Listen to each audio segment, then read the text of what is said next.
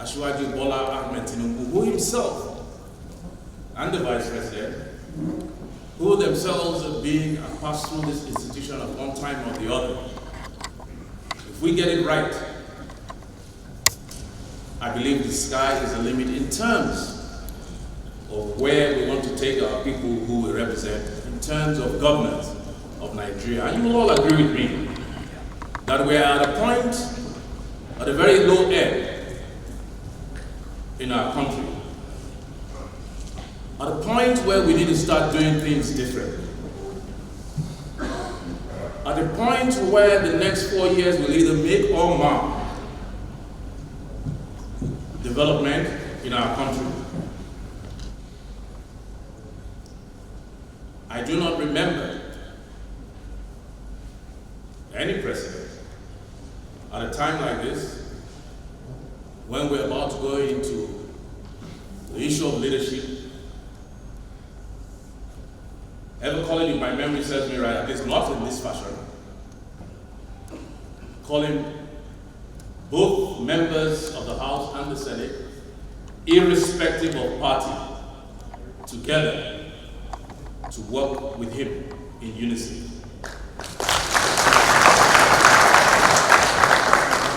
If my recollection serves me right, I have had meetings such as this, and we do have it every 4 years, and I believe Comrade Adams Oshomole was one of the ones that pioneered this, but it was strictly mostly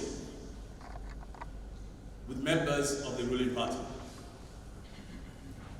This is a meeting with members of the ruling party and perhaps 8 other minority parties.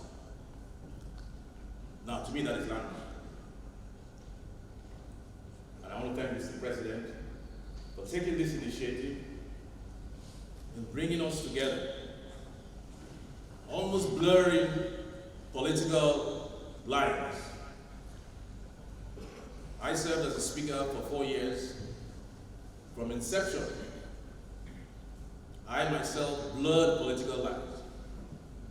And we governed, or we administered the House of Representatives with a motto from day one,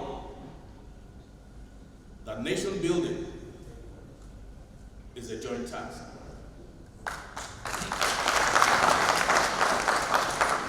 And it's that same motto that Mr. President is extending his hand of fellowship to all members, APC, PDP, Labour, ABGA, SDP, name it.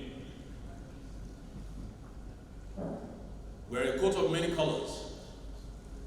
And what Mr. President seeks to do is to stitch those colors together into one big fabric that will inure to the benefit of Nigerians who we represent. Thank you once again, Mr. President. Thank you, honorable senators and members there. Thank you very much. What happened today, as a 5th-time member of the House of Representatives, is unparalleled and unprecedented in the annals of the history of Nigeria, because this is the first time the President, before the inauguration of the National Assembly, summoned a meeting of all the members of the National Assembly, irrespective of political parties, to implore them to consider national unity, to coalesce into a single force with a view to moving the Nigerian project forward, irrespective of political affiliation, religious persuasion, and regional inclination. This is unparalleled and unprecedented in the annals of the history of Nigeria. Mr. President has extended an olive branch to all members of the National Assembly, irrespective of political parties, to coalesce into a single force with a view to moving the Nigerian project forward. Thank you. Having a moment of the president meeting, meeting with lawmakers, irrespective of political affiliation. How do you see this help his government? Well, For me, I'm happy we've had this family meeting, not as APC senators elect, not as House of Rep senators elect, but as Nigerians who will be federal lawmakers. And the most important thing we tell our colleagues always is that once we get sworn in on that day, on the 13th, we will become federal legislators. We will become senators of the Federal Republic of Nigeria. No more senator of APC or senator of no. We must put Nigeria forward. We must do Project Nigeria, just as the president has appealed to us. That let us look at this thing as a Project Nigeria. Let's try and see how we can partner with him to move the country forward. I tell people sometimes, in America, where we copied some of this our presidential system from, the head of the Senate, the head of the parliamentary section of the Senate is the vice president of the American government. That does not make the Senate a rubber stamp Senate. But here, we keep on saying, no, we don't want the person the president has handpicked or the person he has showed preference from. It's about synergy. It's about the person you feel you can work with. The most important thing is bringing dividends of democracy to our people. So that is why most of us have keyed in.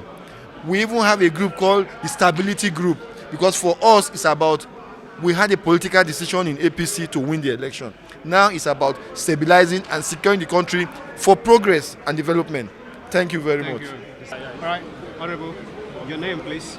My name is Honorable Amobi Godwin Ogai, Okay. member elect to represent the good people of Isukwato and Omunnochi Federal Constituency.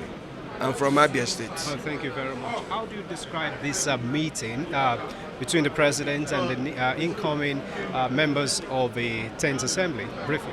Well, I can tell you that today is my best day. Today, I'm so happy that I'm an elected member, seeing my president talking. In fact, I have never knew that this man is so intelligent. I have never knew that this man is so prepared to serve this country. I saw the love, I saw the character, I saw the charisma, the belief that Nigeria can be a better nation. So I am so glad that what meeting we have today is going to take us a little bit to a more stabilized house. And I'm telling you, as at now, even without talking to us again, we have agreed that we are going towards the government decision. Not minding I'm of Labour Party. As at now, the party is not the issue. We are talking about building the nation. We are talking about the unity of Nigeria. Thank you so much. Thank you. Thank you. Honorable sir, thank you so much for this opportunity. You've just had a closed-door meeting with the president, even before the constitution of the 10th Assembly. How does this mean, or what does this mean? Thank you very much. What we just had was like a family meeting that was headed by the father of the family. He started by describing Nigeria as one family with about 36 to 37 rooms. The only difference between you and I is that you occupying a different room and myself in a different room, but all together under the same roof. And with that kind of analogy, it creates a psychological sense that says we are all one. That inclusivity, it reduces the boundaries of diversity.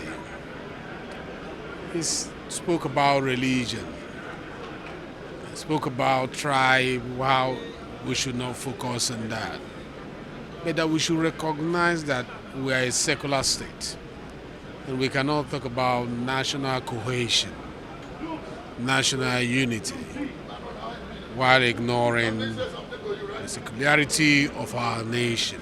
Therefore, every step taken in the formation of the government architecture for the next dispensation must incorporate these elements so that the binding force of the nation will be stronger. I like what he did. because he could have ignored this and started his government.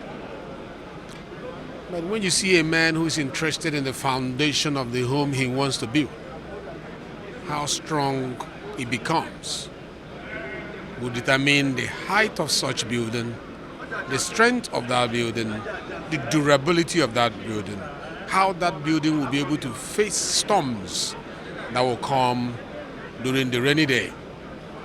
This is what Ashwaju has done.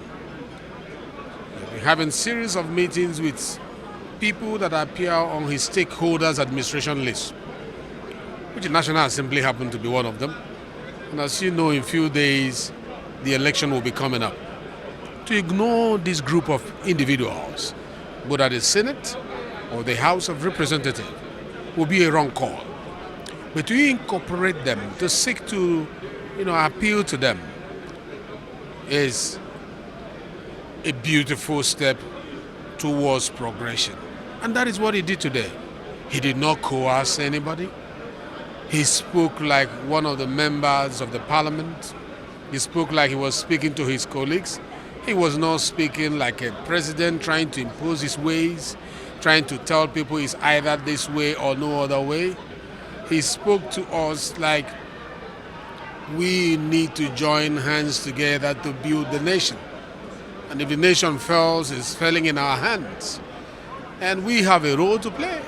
That if he came to serve in his retirement age, there is absolutely nothing for him than leaving a good legacy that the nation will be proud of. I think that was presidential. I think that was a presidential approach to issues of greatest importance in the nation at the moment.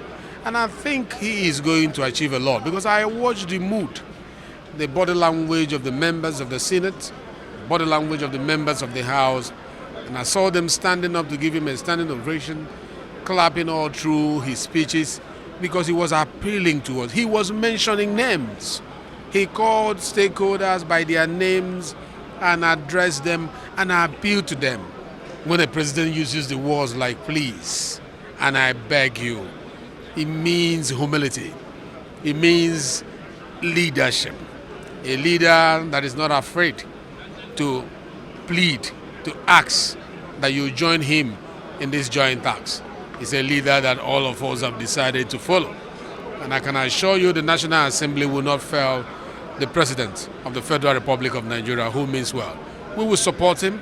We will support him. We will support him.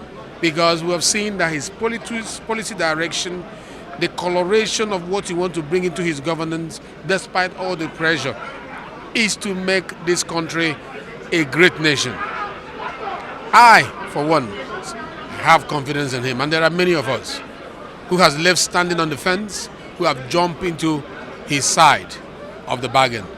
We wish Nigeria well, and in the next 4 years, Nigerians should be expectant, because what he's bringing on board has not been seen in a long time in the leadership of Nigeria.